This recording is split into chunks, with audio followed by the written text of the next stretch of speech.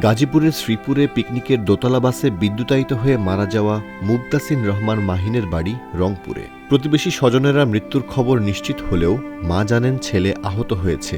ছেলের মরদেহ আসা পর্যন্ত যেন মায়ের কানে মৃত্যুর খবর না পৌঁছায় সেজন্য স্বজনেরা চালাচ্ছেন জোর প্রচেষ্টা।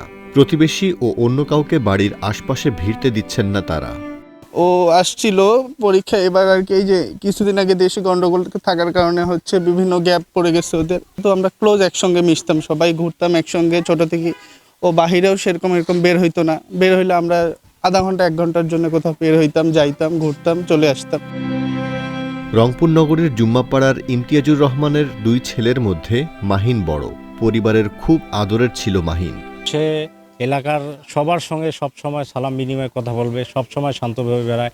এই মাঠের মধ্যে আমরা একসময় ক্রিকেট খেলছি, একসময় কত হাসিভাবে চলছি। এবং যে কি বলবো, আমাদের বলার কিছু নাই। আমরা দোয়া করি যেন আল্লাহকে বেহেশত নসিব করুক। ভদ্র ছেলে এবং বাসা থেকে কম বেরোইতো, এবং আমাদের এই এলাকার মধ্যে এর মতন ভদ্র ছেলে হয় না। তো ওর মনে হয় ইঞ্জিনিয়ারিং আর 1 মাস মনে হয় বাকি আছে, তার মধ্যে তো এই যে আজকে এই ঘটনা।